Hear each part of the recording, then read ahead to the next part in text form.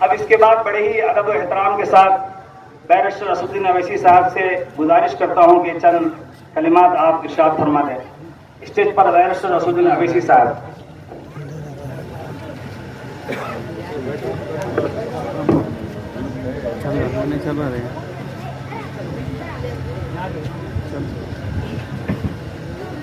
اعوذ باللہ من الشیطان الرجیم، بسم اللہ الرحمن الرحیم۔ شہنشین بتشریف فرما صدر جلسہ حضرت مولانا خالد سیف اللہ رحمانی صاحب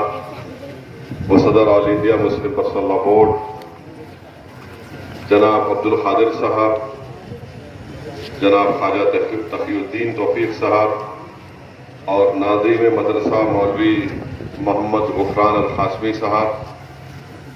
الحمدللہ دارالعلوم دعوت الفلاح کے سنگ بنیاد کا فنکشن ہے۔ میں مبارکباد دیتا ہوں دارالعلوم دعوت الفلاح کے تمام ذمہ داروں کو، اور اللہ سبحانہ و تعالیٰ سے میری دعا ہے کہ اللہ اس مدرسے میں اپنے فضل کو، اپنی برکتوں کو نازل فرمائے اور یہ مدرسہ آگے ترقی کرتے رہے۔ اور میں اپنی جانب سے، ہماری جماعت مجلس اتحاد المسلمین کی جانب سے آپ کو اس بات کا تیقن دیتا ہوں کہ جب کبھی بھی آپ کو دارالعلوم دعوت الفلاح کے مدرسے میں ہماری ضرورت پڑے گی، ہم حاضر خدمت ہیں۔ اور میں ساتھ ہی ساتھ مولانا خالد سیف اللہ رحمانی صاحب کو دل کی گہرائیوں سے ان کو مبارکباد دیتا ہوں کہ اللہ سبحانہ و تعالیٰ نے ان کو ایک عظیم عہدے پر اللہ نے ذمہ داری ان کو سپرد کی ہے، اور آل انڈیا مسلم پرسنل لا بورڈ کی صدارت سے جناب مولانا خالد سیف اللہ رحمانی صاحب کو ایک ذمہ داری دی گئی ہے۔ ہم تمام کو اللہ سبحانہ و تعالیٰ سے یہ دعا کرنی چاہیے کہ اللہ مولانا خالد سیف اللہ رحمانی صاحب کو اللہ صحت دے، اور ہمارے وطن عزیز میں جو ایک پرآشوب دور سے ہم گزر رہے ہیں، اللہ آپ کے زیر قیادت ان تمام فتنوں اور مسائل کو اللہ بخوبی ہے وہ اس کو نبھا سکیں، ان مسئلوں کو ختم کر سکیں۔ اور ہماری تمام سے ہماری کوشش یہ ہونی چاہیے کہ ہم متحدہ طور پر آل انڈیا مسلم پرسنل لا بورڈ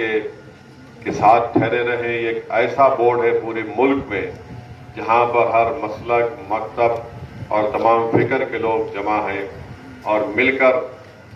اللہ کی شریعت کی حفاظت کے لیے، دین اسلام کی عظمت کی بحالی کے لیے کام کیا جا رہا ہے۔ تو میں پھر سے دارالعلوم دعوت الفلاح کے ذمہ داروں کو نیک تمنائیں اور مبارکباد دیتا ہوں، اور بحیثیت مسلمان ہماری یہ ذمہ داری ہے کہ ہم اپنے مدرسوں کو آباد رکھیں۔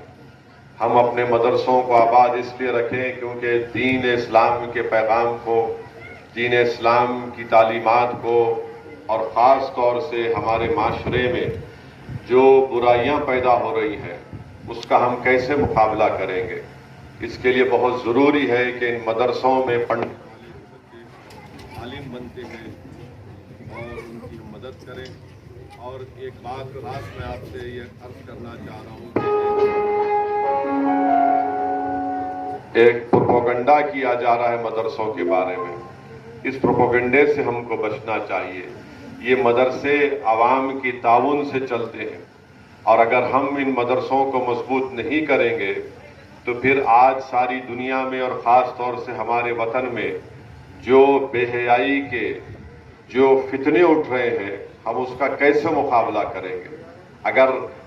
پوری کوششیں یہ کی جا رہی ہیں کہ مسلمانوں کو ان کے دین سے جدا کر دیا جائے، پوری کوششیں یہ کی جا رہی ہیں کہ مسلمانوں کے بتایا جائے کہ تمہاری پسماندگی کی وجہ یہ ہے کہ تم مذہبی ہو چکے ہو، جبکہ حقیقت برعکس ہے۔ اگر آج ہم کو اپنے مقام، جائز مقام کو حاصل کرنا ہے تو دین کو اپنانا پڑے گا۔